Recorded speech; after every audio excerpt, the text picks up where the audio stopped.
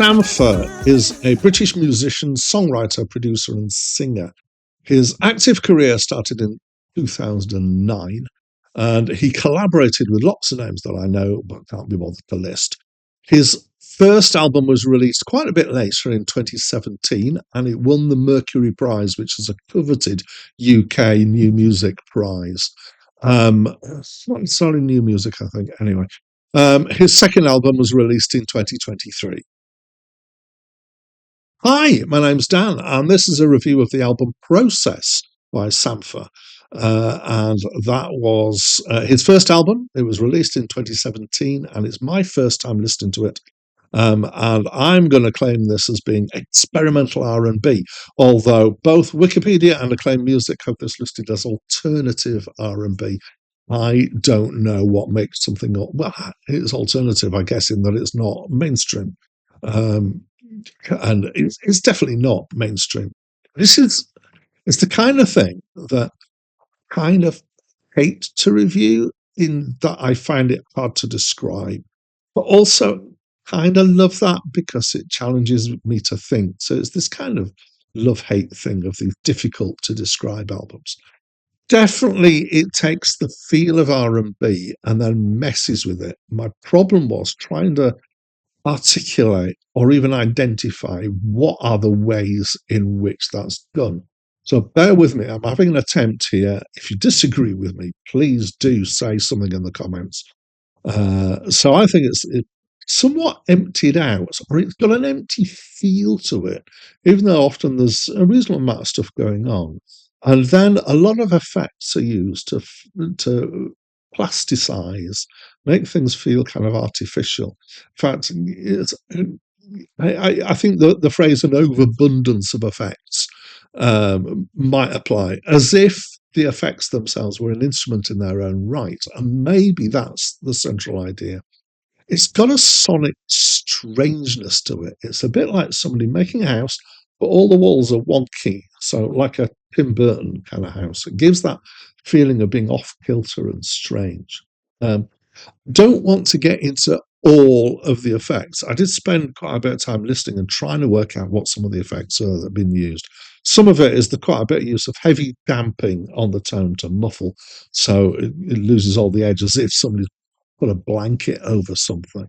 There's what I think of as watery detuning, which is kind of the tuning just varies a little bit over time, done by an effect, and it gives this.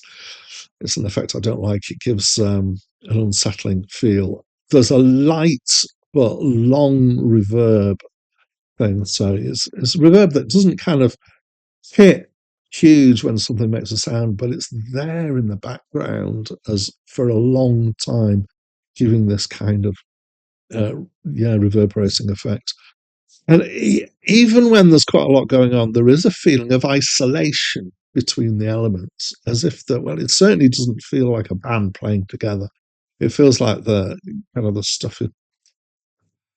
I don't want to say ignoring the other elements, but done in a way that contrasts with the other elements. Sometimes there's kind of very fast, trippy drill programmed drums in contrast to slower backing.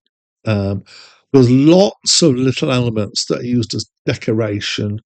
There's quite a bit of the feel of sampling and sample alteration, but it doesn't feel like samples taken from other people's music, as if it feels like the instruments have been played here, or they've been found samples in the sample or something, and using things that sort of where they really obviously sound like samples. There's one thing that's unusual, though, is that there's not a lot of repetition of patterns here. It's you find that in the drum programming, it's like maybe a pattern will repeat twice, but then it'll be altered, and then it'll stop, and then it'll restart, and something different will happen. It feels very much they haven't gone into looping things, which a lot of R&B does. It is quite stop-starty, which is a thing that modern R&B seems to do. Sometimes it's some of the kind of musical feel, the textures used are a bit like experimental pop. I'm not going to throw in the names, Jenny Herval and a bit earlier, Laurie Anderson, just in the way the backing's put together. And they're people who definitely the word experimental applies for. Um, I'm going to give up now. I don't know if that's adequate. One thing's for sure is that it's this unusualness of it kept me listening, trying to work out what was going on and what I was going to say.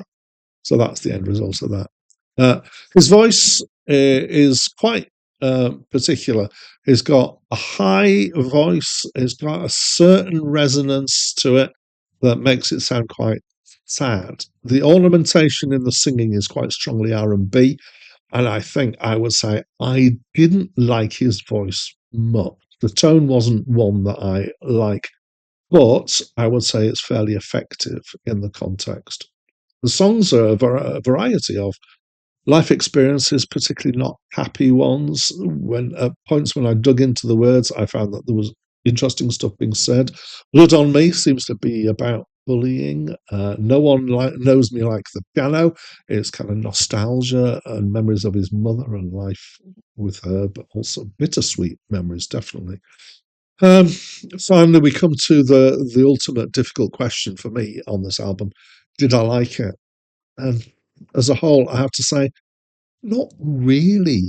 It's the kind of the off kilterness of it made it somewhat unsettling. I didn't like his voice much. There are bits of it, especially some bits of the processing that I found interesting from a technical point of view.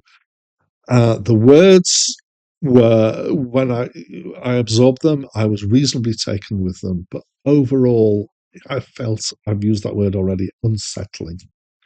So that's what I think of this album. As always, I'd love to know what you think. It's undoubtedly experimental and groundbreaking in some ways. And you may think that this is the best thing since, oh, I don't know who. The Beatles, let's throw that in. Oh, just amazing. And if that's the case, then I'd love to hear from you why. And maybe it's exactly the same reasons of why, the stuff that I've described here. Or maybe there's something else that I've missed. So please do talk to me through the comments. But that's it from me for now. No one knows me like the piano in my mother's home.